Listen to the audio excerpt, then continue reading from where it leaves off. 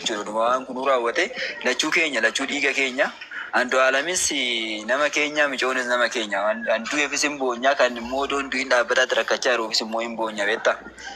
Eenyumtuu akkanaatitti waan rabbi sirku waan maal raawwatu abbaan barbaade eenyumtuu haadha manaa ofii eenyumta abbumti barbaade reebee sirreeffachuu danda'a malee argee achirraa gad darbatee lubbuun baasu haadha manaa ofii jechuun waan baay'eedha waan baay'ee wajjin dabarsee waan baay'ee wajjin raawwateera waan ta'eef jechuudha. Garuu amma waan kana ummata keenya keessatti waan haaraa miti waan Andu'aalam Gosaatirraa eegalee miti bara. Obboleessi ajjeeseen beeku. Obboleessa ajjeeseen beeku. Ilmi haadha ajjeeseen beeku. Abbaan ilma ajjeeseen beeku. Ilmi abbaa ajjeeseen beeku. Oromoon haraamuu miti. Akka jaraatii miti. Ummanni keenya ummata haraamuu miti. Ummata guyyaayyuu oodatudha. Guyyaa roobii fi jimaataa kamisaa fi wixataatu in oodata ummanni keenya. Waan biraa dhiisitii jechuudha. Gosa qaba mucaan kun osuma ta'eeyyuu osoo intala beektuu taate osoo dhuguma intala Oromoo taate osoo yeroo Andu'aalam micayyoo tana darbatee micoon tun lubbuushii darbeeyyuu osoo ijaan argitee jiraatte ana osoo ta'e ana fuulduratti osoo Andu'aalam micoo tana fooqirraa darbee yoo lubbuushii darbe osoo arge hayyuu lubbuun darbeerra wallaalaa doofaa lubbuun jirutu caala waan ta'eefi maalan godha Andu'aalam kabar godheen gosa Andu'aalam gadi yaaseen caffitaayicha akka aadaaf duudhaa Oromootti gosti micooti fi gosti mucaa walitti yaa'anii akka gumaa walirraa kafalatanii harka dhiigaa walirraa dhiqan taasisa malee gadi baasee diinatti hin kennu. Naanaatii galchi boontula naanaatii galchi. Warra kaleessa basma'aan biloo irado gaallaanuu jette har'a akkamitti qananiinis Oromoodhaa bar gaalla dhaqanoonis. Irado basma'aan bileenuu jette hoolaanu gootee akka hoolatti qibsite warra nu qaltee akkamitti akka ishiin gadi baatee qanoodhaa dubbatte waan dhahaa beeku qaba. Deebitee immoo Kaayiroo keessatti weellisaa gubbaa jedhu kana galchine nama arrabsuurra yaada turra gaarii ture wal galchiitoo yaasa'u nama arrabsuun furmaata miti maraata nama arrabsa namni lubbuun isaa yaanni isaa deemsaa sirrii ta'e nama arrabsu namatti hima nama gorsa yoo Oromoo ta'eeraate wal galchii yaasa'u kun amma yaada itti mul'ateedha malee bira jirraa hin beeknaa agarreerraa waan akkasii wanni jennu jiru waan ta'eefi kun sirrii miti waan jedhuudha waan ishiin arrabsaa jira na fakkaate rabbirraa weellisaa ishiidhaan jechaa jira na fakkaate dees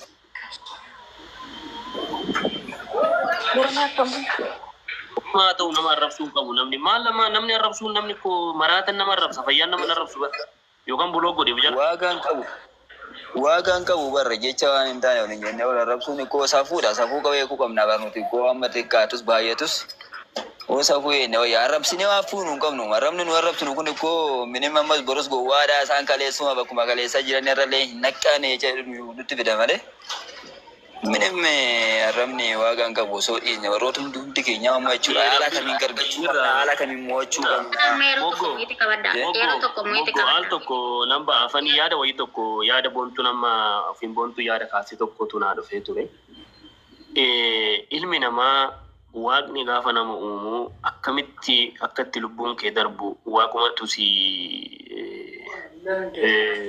karoorsa akkamitti akka guyyaa lubbuun keetti darbuu fi lafatti duutu fi guyyaatti duutu waaqumatu godha. Har'a dhugaa dubbachuu fi duuti gaddi guddaan namni gaafa lubbuun utoo sirra jiru akkasitti gogaa kee sirraa qalee nama ajjeese duuti kanaa olii saqaqanyi kanaa olii gaddi kanaa olii duuti kanaa olii hin jira lafa kanarra. Fakkeenya ishi warri har'a iyyu kuni warri har'a akkatti maraatu kuni waan sana maal eessan gaaniiru. Innis ilma namaati bara waan isa dhageettiin qabneefi moo waan isa namni yaa hin beekneef akka nam tokkootti ji'a sagalitti dhalate eenyumtu uumama rabbiin itti uume. Ati namni tokko daa'ima lama sadii soo qabaate yoo bal'aallee ta'ee ijoollee shibaa ta'e fayyaasa wajjin ijuma tokko laala. Ijoollee sana hunda isaatu waan isa akkasumatti nu laala hunda keenya iyyuu. Waan inni uume, waan inni uumamaa, waan inni hunda isa kana uume, uummata kana uume kana akkuma kanatti nu laala. Warroota san dhugaa warra sanii arganiiru. Dhugaa sana warra sanii arganii dubbataniiru. Guyyaa lama wajjanii dhiisan. Har'a waan hin beekamne kana tasa yookaan inni gochuu danda'a yookaan ofiin waan sana ta'uu danda'a yookaan of ajjeesuu danda'a yookaan inni numtu godhuu danda'a. Sana rabbitu beeka. Rabbii fi isatu beeka. Namni ani wanti hin jedhu jiru maaliif ishiinis lubbuudha innis lubbuudha innis nama ishiinis nama sana wanni bira jira jedhanii malee akkana ta'ee malee namni bira jiru hin jiru. Akka kootitti rabbi beeka. Waaqaaf lafatu beeka. Isatu beeka. Yoo godhee raate dhugaa lubbuu ishee haa ba'u aaree godhe jedhee yoo dhugaa baate baasuu danda'a. Yoo hojjeteera. Shakkiin inni hin ajjeesu ishee rabbirraa akkasitti hin dubbatin ishee rabbirraa. Weellisaa rabbirraa dhiifama wajjin akkamii nagaadha naanaatidha na beekta natti fakkaate. Naanaati noo jirta. Oo fayyuma. Nagaa jirta akkamati. Jira nagaa na barte. Jira. Si bare. Fayyuma. Jira akkamati. Jechuun nuti mana teenyetooni hoo godheeraati jennee shakkiidhaan kan dubbannu yoo ta'e warrumti ajjeesee roonkin akkana godheera jedhu sun maalaa dubbatu akkamitti shakkiidhaan maaf dubbattan? Naani dhugaa keetii wanti beennu hin jiru. Maaliif akka dhugaatti wanti beennu hin jiru. Sana hin beennu. Waaqa kanaafuu jedhaa bar wantumti jechaa jirru iyyuu isa kanaa jechuun shakkiidhaan jechuun laal wanti jechaa jirru dhugaa kana rabbii beekna. Tokko nan dubbadha hin baata.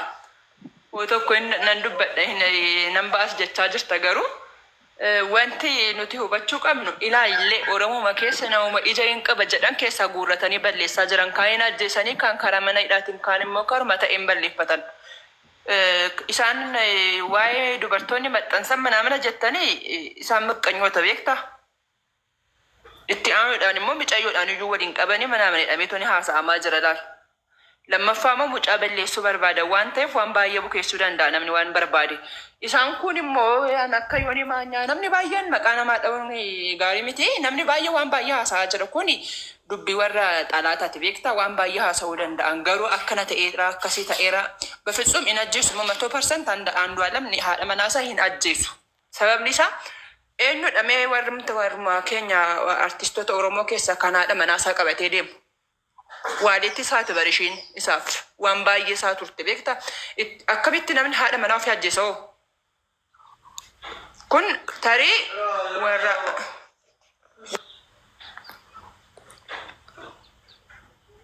dhaggeeffadhaa mi'a dubbattu. Nanaati itti fufi. Jedheetan yaada inni hin ajjeesaa jedhee ishuma siruma shakkii of keessaa hin qabu beektaa. Namni immoo beekaa isa ballee tarii isa ajjeesuu deemanii ishee isa ajjeesuu danda'an beektaa wanni namni hin hubanne tokko hin jira. Honkin immoo ishee ajjeesanii isatti qabatanii isa bakka balleessuudhaaf ta'uu danda'a. Du'a eenyuti yoo kan mootummaan dubbatee fi eenyutu ajjeese jedheetooni abbaan itti argame nama meeqa du'e akkana artistoonni Oromoo meeqatu du'e nama meeqatu hin beektu ani hin beeku hundi keenya hin beekna bara. Nama baay'eetu dhume kan dhume sanis immoo gaafii hin arganne inuma gaafanna inuma iyyina malee deebiin hin jiru gaafii malee. Kanaaf kun waan natti yaadameetooni mucaa balleessuudhaaf hojjetan natti fakkaatan akka kiyyaatitti beektaa. Maaliif Hacaaluun hin du'ee namuun gaafanne ishumtillee dheengadhiuma kana kana abbabachuu eenyu jedhamtu koomediin isheen duute sooraan hin jira daadhii galaan hin jira an akka doojii hin jira nama baay'eedhaan beektaan akka mooyii eenyu kan jedhamu kan du'e sun hin jira nama baay'eedha kan darajjee moo eenyu sululta kanattis du'e hin jira nama baay'eetu du'e hundumaaf iyyuu eenyuun gaafii arganneerra gaafii malee deebii arganneerra.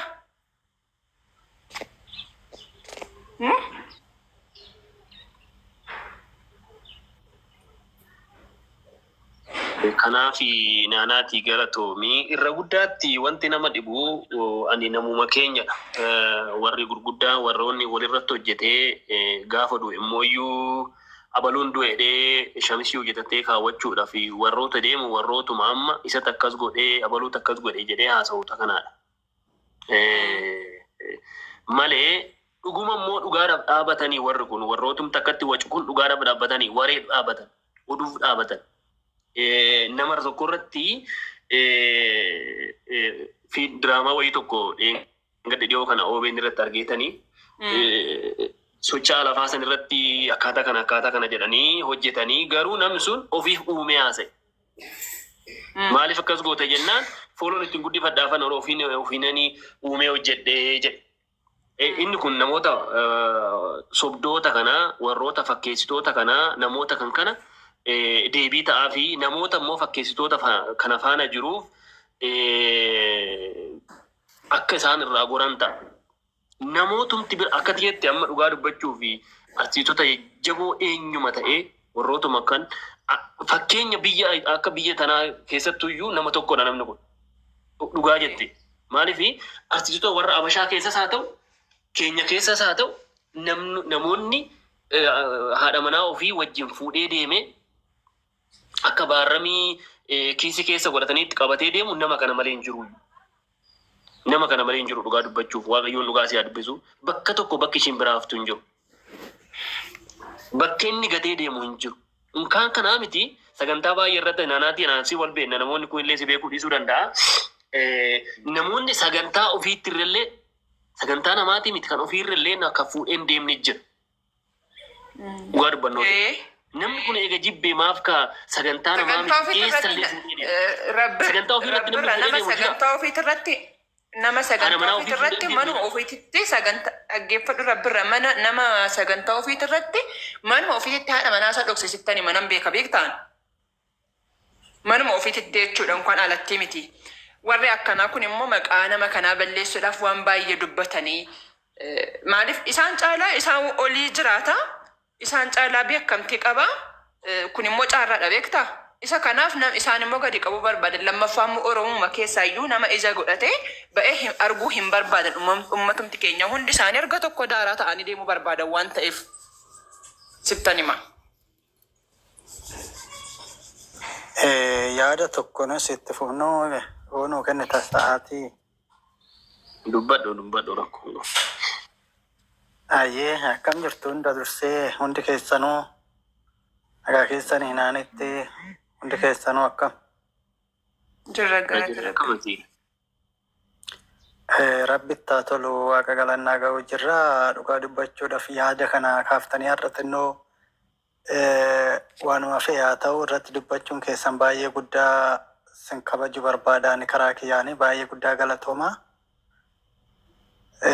Ani biyya Itoophiyaa keessarreen jiru biyya alaatan jira gizee baay'ee barbaadatuman ture waa'ee yaada kanaannaa xiqqoo waan obboleettiin kiyya jettes san obboleessi kiyya jettes irratti yaada kennuu anan barbaadu beettu sin diina bitaa fi mirkaan mucaa kanarra jiru beettu amma betalaa iddoon ani jiraadhu irraa warri kanaan achi uummata Oromoo akka sariitti ilaalaa ture mucaan kun gaafa shillamaata fudhatu warri arrabsaa ture har'a waan adda addaa jechaa jiru betalaa obboleettiin tiyya dubbatte homaa intiniin qabu betalaa yoonii maanyaan jedhan mucaa yoonii maanyaa jedhan hooqisaa suni amma waan adda addaa gochaa jira waan adda addaa ijoollee guuree intinii jechaa jiraannaa wanni kun maaliif ta'e jennee olaannu tokkoffaa jibba mucaa bichaa odoo hin taane jibba saba kanarraa qaban ibsaa jiru tokko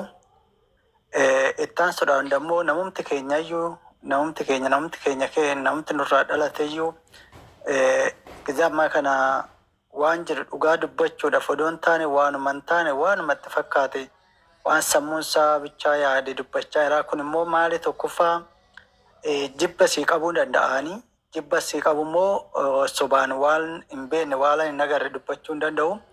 Kana jechuun koo maal jechuudha warri jibba mucaa kanaa qabu waanuma fi haa ta'u hin beektaa namni keenya yoo guddate waliin jaalannu obboleessi koo yoo na bira darbe obboleessi kee yoo si bira darbe waliin jaalannu kanaaf waan hin taane jechaa jiru ani yoomumaa mucaa kana gizee baay'ee nan takataata nani argaa minaalbaata dhiifama naa godhaa Oromeeffa xinnoo eegan irraa seeqee baay'ee ture. Enggak mucaan kun gizee baay'ee mucaa wajjin deema gizee baay'ee mucaa wajjin suura isaatis waan baay'een argina.